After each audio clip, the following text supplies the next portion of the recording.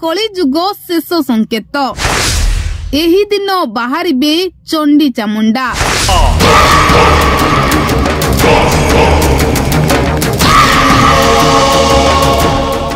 महाप्रभु जन्म नहीं सारिलेनी कल्की रूपरे। समाज भितरे करिबे लीला खेला। मानव रूपरे कल्की जन्म नहीं सारिलेनी। केउठी जन्म नहीं छंती कल्की आसंतु जानिबा।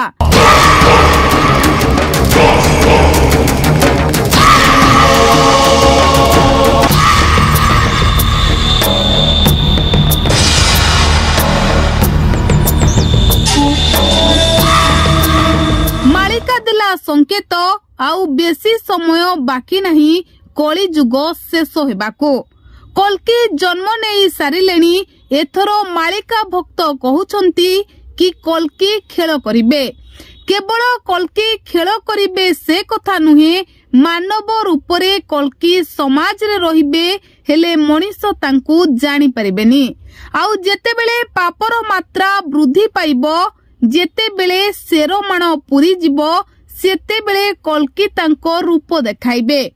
मेल्छ मानंकु संहार करिबे आउ पुण्यात्मा मानंकु मुक्ति देबे। तेबे मालिका भक्तंको कहिबा अनुजाई महापुरुष लेखि जाइछंती गाँ गोटी करी मात्र 2-4 रहिबे। गाँ मशाणी सदृश होई जाइथिबो आउ मनीष माने भयरे थरी उठिबे। घरु बाहर को गोड़ काढिबाकू मनीष माने साहस करि परिबे नाही। गाँ रे ताटी कबाट पड़ी जाइथिबो, भैरव डाक देव आउ भैरव डाक जिए सुनिबो सी आखि पिछुड़ा के मृत्यु मुखरे पड़िबो। सेई समय कुआडे निकटतर होई आसिलानी।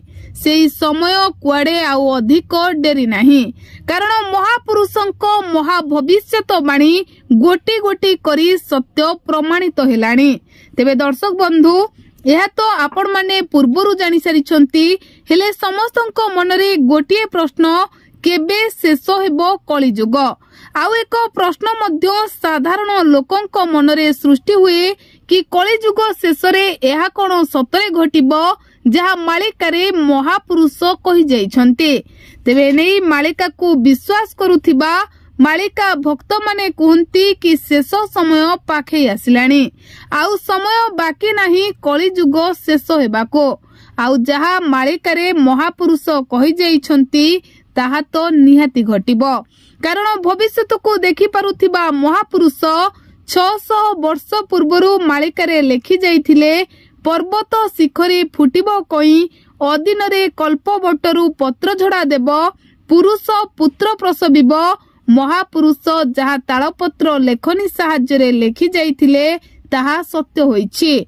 तेबे समय थाउ थाउ जदि पापी माने निजको परिवर्तन न करिबे, तेबे कली शेषरे कल्कीको कबलरू मुक्ति पाई परिबे नाही। तेबे एई भली ज्योतिष शास्त्र और वास्तुशास्त्र तथा मालिका वर्णित कथावस्तु, शिक्षणीय नीतिबाणी और आध्यात्मिक कथा जानिबा पई आम बीएनएस लाइव यूट्यूब चैनल को सब्सक्राइब करंतो। फेसबुक पेज बीएनएस लाइव को लाइक करंतु एवं फॉलो करंतो।